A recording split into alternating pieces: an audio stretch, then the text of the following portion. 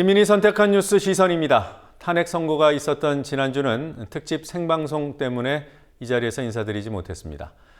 박근혜 파면 이후 우리 앞에 어떤 과제가 놓여 있는지 시선 5회에서 시민들이 선택한 뉴스를 통해 고민해 보겠습니다.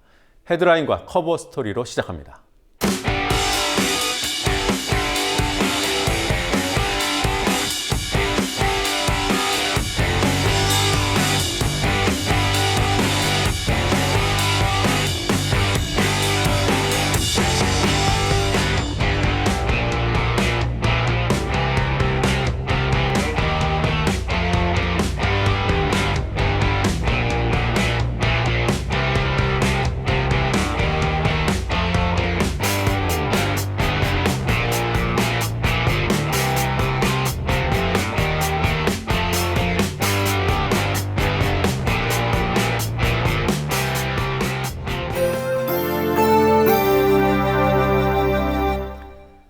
기자 출신 소설가로 노벨 문학상을 수상한 프랑스의 대문호 알베르 까뮈는 나치 부역자에 대한 청산과 숙청을 통해 공화국 프랑스를 건설해야 한다고 말했습니다. 어제의 범죄를 벌하지 않는 것, 그것은 내일의 범죄에 용기를 주는 것과 똑같은 어리석은 짓이다. 박근혜 파면이 확정된 직후 일파만파에 선별돼 올라온 글입니다. SNS에서도 매우 높은 지지를 받았습니다. 포스트 탄핵 정국에서 매우 논쟁적인 키워드로 떠오른 통합에 대해 시민들이 입장을 표하고 있는 과정으로 보입니다. 대선 주자들도 통합에 대한 입장을 중요한 선거 전략으로 삼고 있습니다.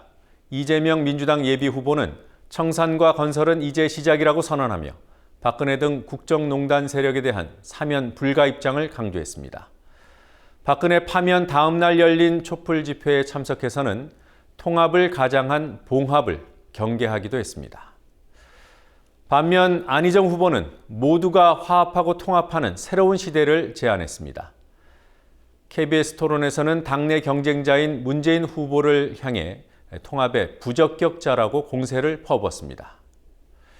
문재인 후보 역시 통합과 치유를 강조했지만 안희정 후보와의 논쟁 과정에서 통합이 박근혜 세력, 자유한국당 등을 포괄하는 것은 아니라고 밝혔습니다. 통합에 대한 민감한 입장 대립이 부각되는 시점에 문재인 후보의 2달 전 발언이 주목받았습니다. MB는 4대강, 자원외교, 방산비리로 얼룩진 양산군자다. 이명박 전 대통령을 양상군자, 즉 도둑이라고 표현했습니다. 문재인 이재명 후보의 통합은 박근혜와 자유한국당 세력을 배제한다는 점에서 일맥상통합니다. 하지만 안희정 후보는 자유한국당을 포괄하는 대연정을 일관되게 주장해왔습니다. 대연정이 아니면 이 사회가 혼란과 갈등 속에서 아무것도 이루지 못할 것이라는 공포를 전제합니다.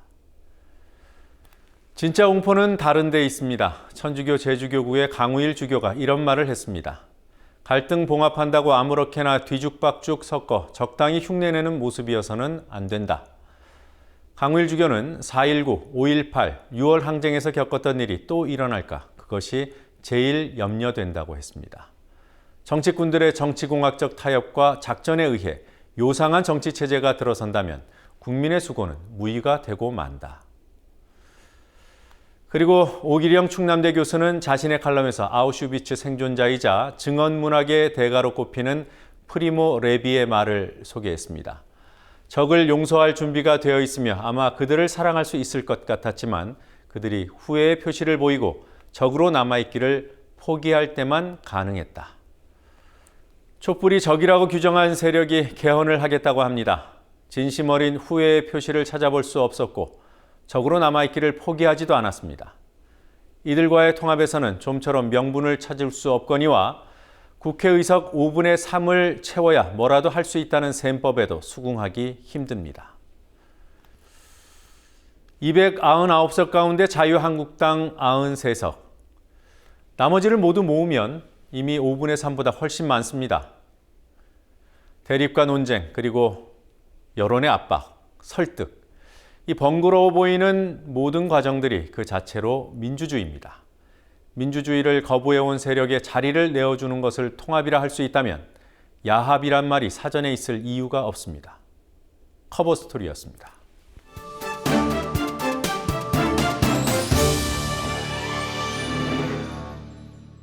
포털이 공급하는 기사는 하루 수천 건에 이릅니다. 거기 웬만큼 중요한 기사는 다 포함되어 있을 겁니다. 그중에서 포털 이용자들이 가장 많이 본 뉴스들만 추려서 본다면 언뜻 핵심만 보게 될 것이라는 착각을 할 수 있습니다. 그런데 어찌된 일인지 포털에 많이 본 뉴스에는 하루 50여 건에 불과한 일파만파의 중요 뉴스들이 많이 빠져 있습니다. 이번 주에는 무엇이 달랐는지 살펴보겠습니다. 도혜민 기자가 분석했습니다. 박근혜 파면에 막중한 정치적 책임을 져야 할 자유한국당이 개헌 추진의 중심 세력으로 부상했습니다. 대선 전에 개헌안이 국회를 통과하게 해서 대선 때 개헌 국민투표까지 해버리자고 국민의당, 바른정당과 합의를 이뤘습니다. 이 소식에 일파만파 포털이 쫙 갈렸습니다. 합의 당일인 지난 수요일 일파만파엔 이번 개헌 합의를 강도 높게 비판하는 내용의 뉴스들이 6건 선별됐고 다음 날인 목요일엔 합의가 무산됐다는 기사가 올라와 어떤 일이 있었고 무엇이 문제이며 결국 어떻게 됐는지를 전달했습니다. 반면 포털에는 바른, 국민, 자유당의 의기투합을 단순 전달하는 기사만 많이 본 뉴스에 올랐습니다. 그것도 네이버는 2건, 다음은 1건에 불과했습니다. 정치에 별 관심 없이 포털이 보여주는 뉴스를 대충 볼 경우 대선 때 개헌 투표도 하는 것으로 오해할 수 있습니다. 사드 관련 뉴스도 일파만파 포털은 비슷한 차이를 보였습니다. 일파만파에선 제1당의 사드 반대 입장, 대선 주자의 사드 반대 천명, 사드로 인한 피해 우려 등의 뉴스에서 사드가 반대의 대상임을 분명히 했습니다. 하지만 포털의 많이 본 뉴스에선 상당수 사드 관련 기사가 중국 보복의 우려를 전하는 수준에서 머물렀고 서울에 동남아 관광객들이 몰린다, 내국인들의 제주 관광이 순항이다 등의 한가한 기사들도 다수가 눈에 띄었습니다. 특히 동남아 관광객 기사는 월요일 네이버의 많이 본 뉴스 1위였습니다. 언론 문제 역시 일파만파와 포털이 극명하게 대비되는 분야였습니다. 일파만파에선 거의 매일 1건 이상씩 언론 현실을 전하는 뉴스가 선별됩니다. MBC의 비상식적인 보복성 인사, 탄핵 다큐의 결방 관련 기사가 잇따라 올라왔고 암투병 중인 이용마 MBC 해직 기자의 촛불 집회 발언 영상과 방송이 권력 견제에 매달리면 할 일을 못한다는 이인호 KBS 이사장의 발언 영상도 선별됐습니다. 포털에선 철저히 외면당한 뉴스들입니다. 뉴스 공급량이 일파만파의 수십 배에 이르는 포털에 중요한 뉴스가 없을 리 없습니다. 홀대를 받을 뿐입니다. 일파만파엔 없지만 포털에 뜬 뉴스에는 어떤 것이 있었을까요? 박근혜 씨가 서울 삼성동 자택으로 돌아간 첫날 밤 불이 새벽 1시에 꺼졌다는 기사. 일파만파엔 없었지만 월요일 네이버 많이 본 뉴스 6위였습니다. 새로운 뉴스가 쏟아지는 아침 시간대에 다른 뉴스들보다 메인 노출 시간이 길었습니다. 같은 날 다음에 많이 본 뉴스에선 비밀의 집이라는 제목으로 박근혜 씨의 삼성동 자택이 언제 개방됐고 어떤 집기가 있었는지 등을 알려주는 KBS 기사가 16위. 지난해 5월 박근혜 당시 대통령의 순방 외교와 정부 지원으로 이란에서 대규모 수주의 성과를 거뒀다는 연합뉴스 기사가 7위였습니다. 시선대 포털 도혜민입니다. 시민들의 뉴스 촌평을 살펴보는 시선 말싸미 뉴스에 달라 순서입니다. 하나하나 살펴보겠습니다. 비극은 김종인 등이 박근혜를 만들기 위해 분골쇄신했기 때문이다. 개헌을 고리로 반문연대를 모색하는 행보를 보이고 있는 김종인 전 의원. 그와 인명진 자유한국당 비대위원장 등이 만난 자리에서 대통령의 비극은 제도 때문이라는 공감대가 이루어졌다는 보도가 있었습니다. 이에 대해 하승주 동북아 정치경제연구소장은 김종인 전 의원이 2012년 대선 때 박근혜 씨를 대통령으로 당선시킨 주요 인사였다는 사실을 강조했습니다. 극우소통비서관실, 관제대모의 허브로까지 불리는 사람이 있습니다. 청와대 국민소통비서관실의 허현준 선임행정관입니다. 허현준 행정관은 친박단체 자금 지원을 주도했다는 의혹을 받고 있으며 박근혜 파면과 관련해 아직 12척의 배가 있다는 글을 올리기도 했습니다. 그가 극우 친박단체 인사들과 수시로 연락해온 것으로 드러나자 박기범 씨는 그가 속한 국민소통비서관실을 극우소통비서관실이라고 꼬집었습니다. 바른국민의 자유당. 대선 전에 개헌 단일안을 만들어 국회에서 통과시키고 5월 9일 대선 때 개헌 국민투표를 실시한다. 하루 만에 무산됐지만 자유한국당과 바른정당 그리고 국민의당이 합의했던 내용입니다. 정승원 씨는 이들 3당을 바른국민의 자유당이라고 표현했습니다. 한통속이라는 뜻입니다. 시선 말씀이었습니다. 시민이 선택한 영상, 시선 영상입니다. 이번 주 시선 영상으로는 모두 3건의 영상을 선별했습니다. 먼저 보실 영상은 김제동 씨의 발언입니다. 최근 창당한 청년정당 우리미래의 고문이기도 한 김제동 씨는 우리미래가 주최한 토론회에서 김종인 전 의원과 마주 앉았습니다. 이 자리에서 김제동 씨는 헌법재판소의 탄핵 인용 선고문에 대해 특별한 해석을 내놨습니다. SBS 비디오 머그 영상에서 발췌했습니다. 직접 보시죠.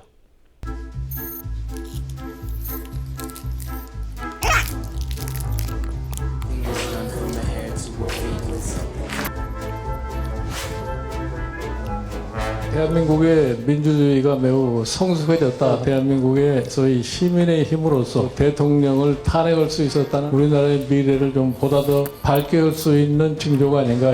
저희 개인적 견해임을 밝히면서 그냥 판결문이 존댓말이어서 굉장히 가슴에 와닿았습니다. 그리고 반말은 마지막에 딱 한 번 나왔거든요. 비청구인 대통령 박근혜를 파면한다. 헌법의 원천인 국민에게는 존댓말을 하는 시대. 그러나 권력을 위임받아 권한을 행사하는 대통령이나 헌법기관에게는 헌법이 국민이 반말을 할 수 있는 시대. 그런 시대가 열린 것 같다. 지금 KBS 이사장은 박근혜 정부가 공들였던 이른바 역사 전쟁의 중심 인물로 꼽히는 80대 뉴라이트 학자 이인호 씨입니다. 이인호 이사장이 자유한국당 의원과 뉴라이트 언론단체가 주최한 토론회에 참석했다가 취재 나온 인턴 기자에게 방송 언론의 역할을 말했습니다. 그는 권력 감시와 견제라는 언론 제1소명을 정면으로 부인했습니다. 확인해 보시기 바랍니다. 시사인 영상입니다. 이사님 안녕하십니까? 저는 시사인 인턴 기자 조광준이라고 하는데요. 네, 안녕하세요. 다름이 아까 하신 말씀 중에 조금 궁금한 게 있어서 한번 여쭤봐도 될까요? 예. 아까 하신 말씀 중에 이제 권력 견제가 언론이 아니라 정치인의 역할이라고 말씀하셨는데 제가 대학교 때 배운 거랑 조금 다른 것 같아서 그 부분에 대해서 혹시 좀 더 하신 말씀 있으신지 궁금해서. 사람들이 교양 수준을 높이고 의식 수준을 높이고 하는 거는 교육인이 다른 기능을 통해서 오랫동안 쌓아야 되는데 그걸 못하고 권력만 가지고 공정성 어쩌고 한다 떠들다 보니까 실제 방송이 할 일을 못한단 말이에요. 그럼 권력 견제 그럼 이번에 탄핵 측면에서 언론에 이제 권력 견제를 했다고 평가받는데 이에 대해서는 좀 어떻게 생각하시는지 말씀 여쭤보시죠. 권력 견제를 했다고 난 보지 않아요. 이번에 권력 견제라고 보지 않습니까? 그럼 어떤 거라고 혹시 보시는지. 균형 감각이 없는 거죠. 이게. 이번 주 일파만파에는 거의 2년 전 영상이 선별돼 올라왔습니다. 세월호 유가족이 등장하는 뮤직비디오입니다. 오래전 영상이 선별된 이유는 세월호 인양이 임박했기 때문입니다. 이런 가사가 나오더군요. 그리워하면 언젠가 만나게 되는 어느 영화와 같은 일들이 이루어지기를. 세월호 유가족과 시민이 함께 부르는 네버엔딩 스토리입니다. 8분이 넘는 다소 긴 뮤직비디오지만 편집 없이 끝까지 보겠습니다.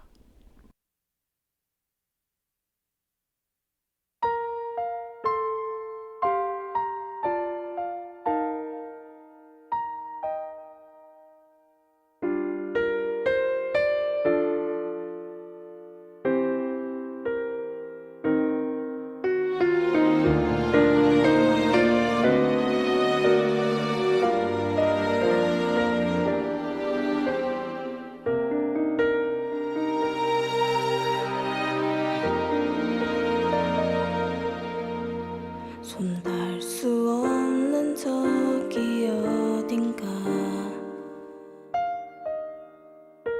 오늘도 넌 숨쉬고 있지만 너와 머물던 작은 의자 위엔 같은 모습에 바람이 지나네.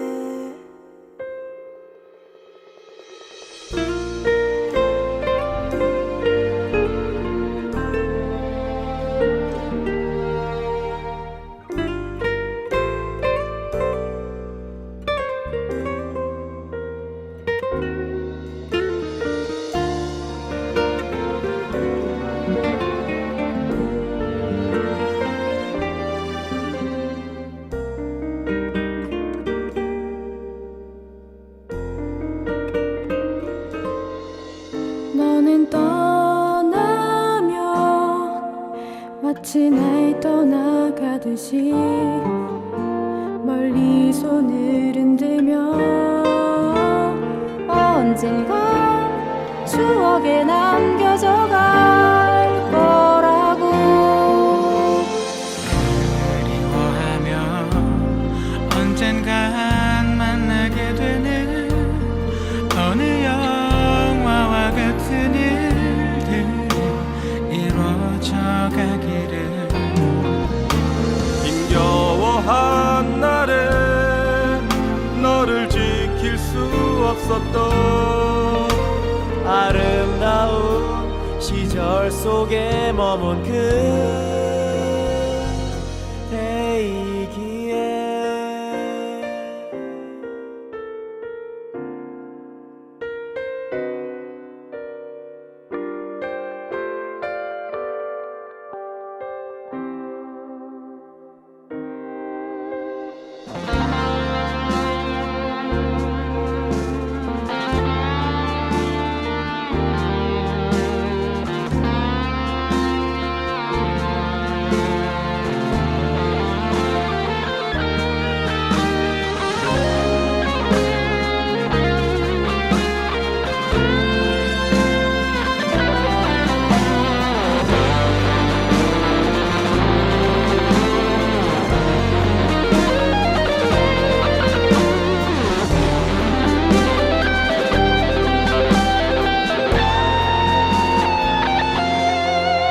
너는 떠나며 마치 날 떠나가듯이 멀리 손을 흔들며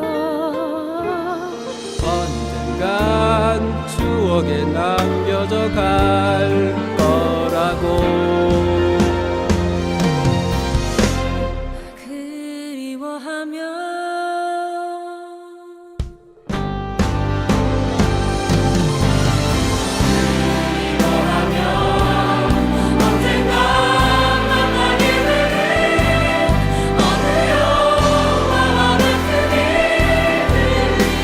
이루어져 가기를. 힘겨워한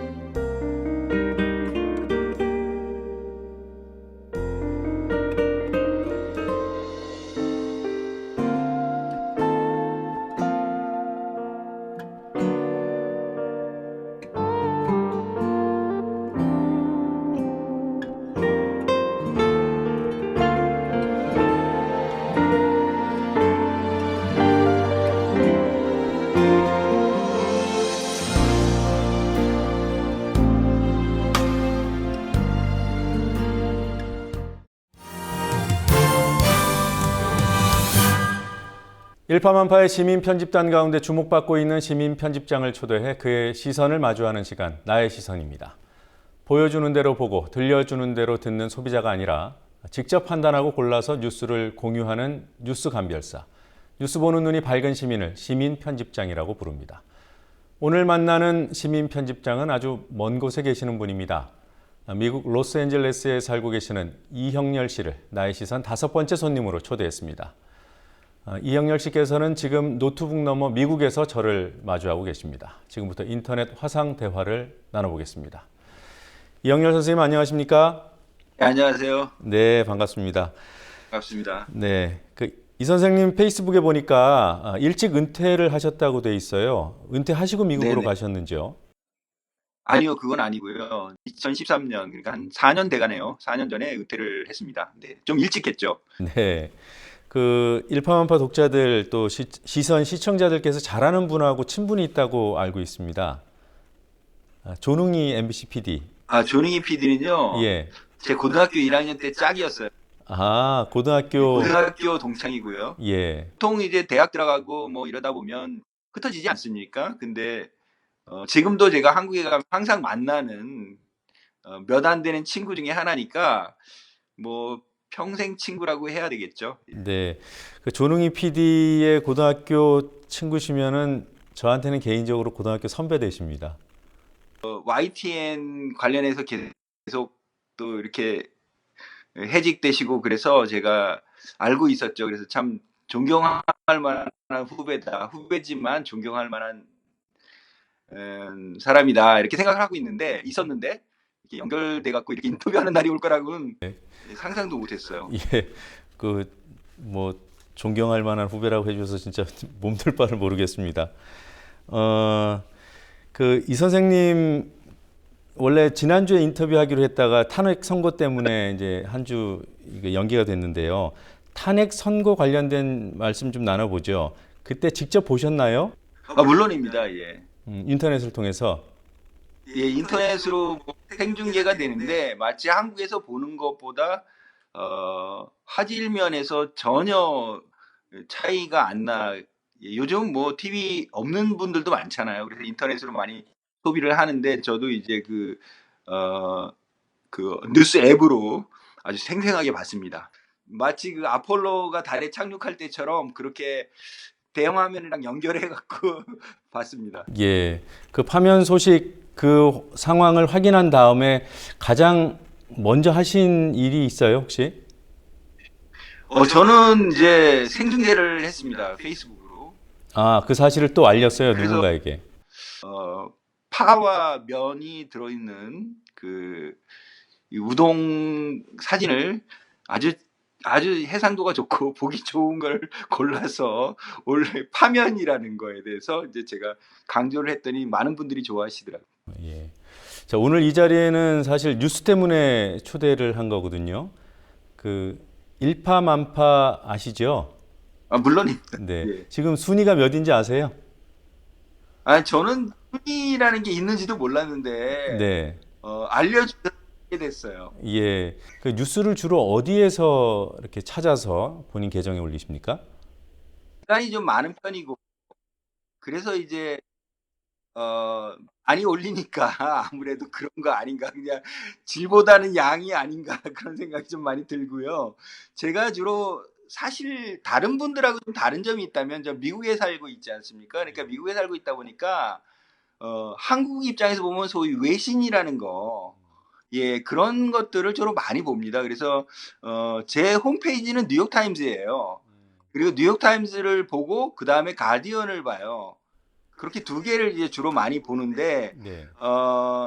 요즘은 이제 하나 늘었어요. 그게 이제 최순실 씨 태블릿 PC가 나온 다음에 JTBC를 이제 매일매일 보게 되고 또 한겨레 신문, 경향일보, 경향신문, 그 다음에 제가 한국일보에 이제 칼럼을 쓰니까 한국일보도 되게 열심히 보는 편이고요. 네. 네. 언론이 언론다워지기 위한 그런 노력, 장치가 필요할 텐데 혹시 조언해주고 싶으신 부분이 있어요? 국민들이 정치, 사회를 민주화해서 언론이 쫓아오게끔 할 수밖에 없는 것 같아요. 옛날에는 언론이 우리를 이끌어줄 거라고 생각을 했는데 지금은 그런 상황이 아니고요.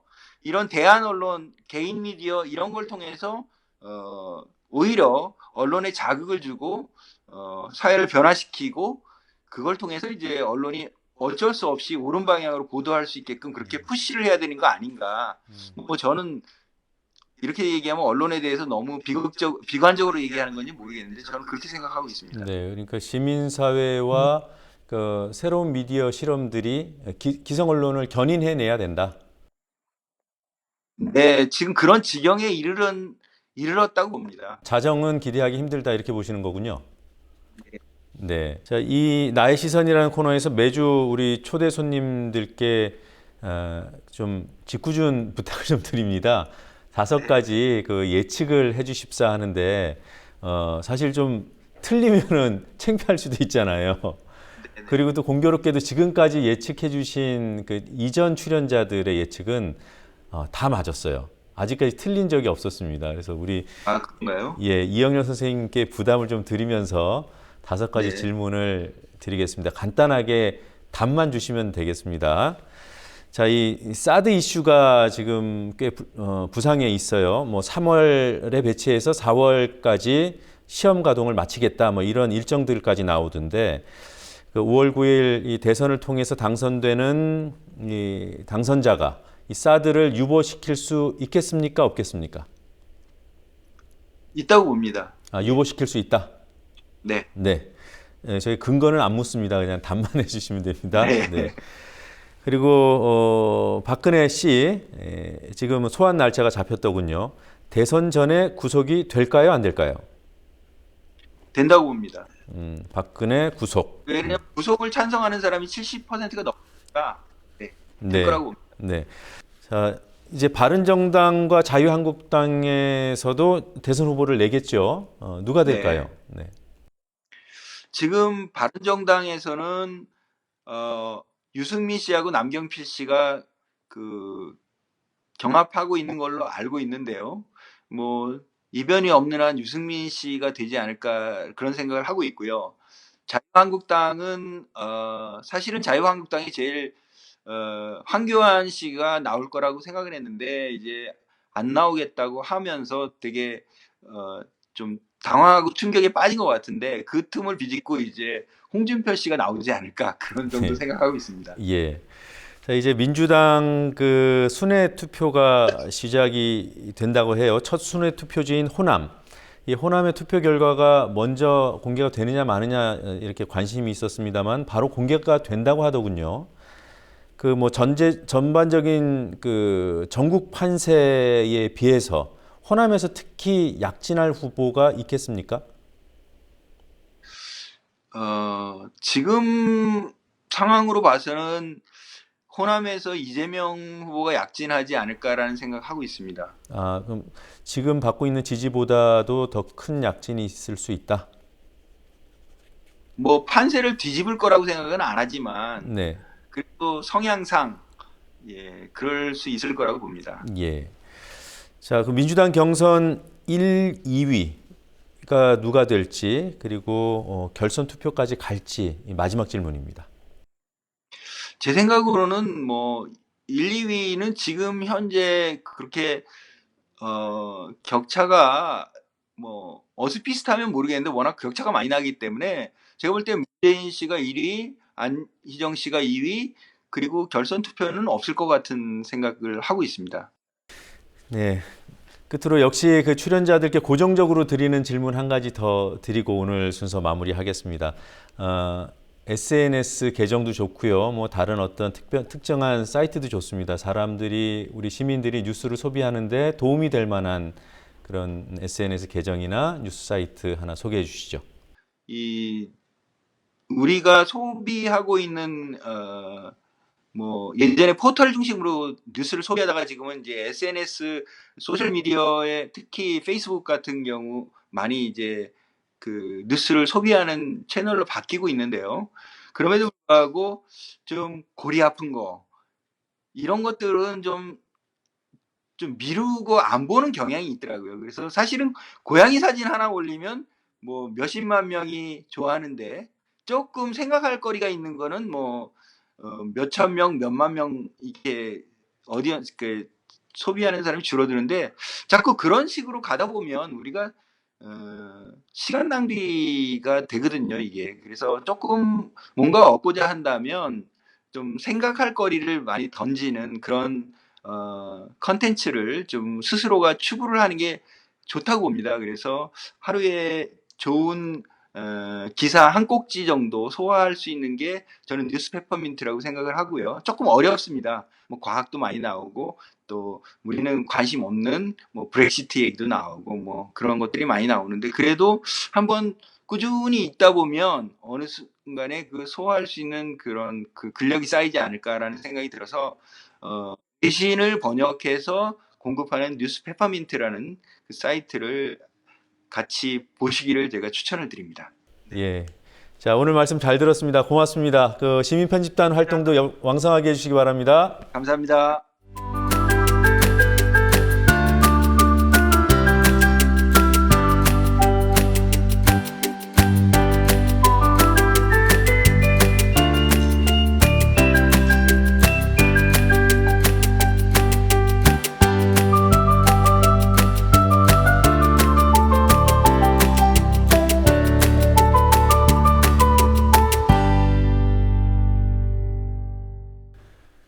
현직 대통령 파면이라는 헌정사상 초유의 일을 목도한 지 일주일이 지났습니다.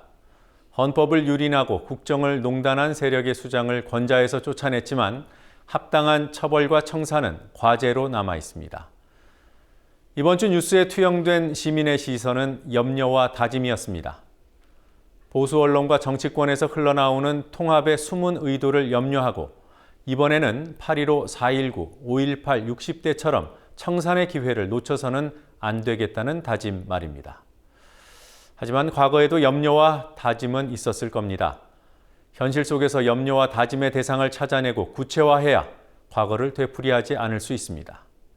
사드를 기정사실화하는 세력, 개헌을 시급한 과제로 포장하는 세력이 있습니다.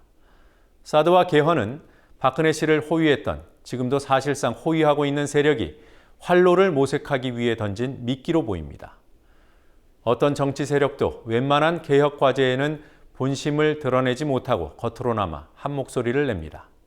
촛불이 그런 시대를 열었습니다.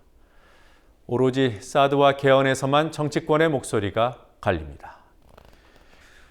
박근혜가 밀어붙인 사드와 박근혜가 전국 돌파 카드로 꺼낸 개헌, 누가 이걸 덥석 물려고 하는지 똑똑히 지켜보고 냉정히 심판하는 것으로 청산의 교두보를 삼아야겠습니다. 시선 이번 주 순서는 여기서 마치겠습니다. 시청해주신 여러분 고맙습니다.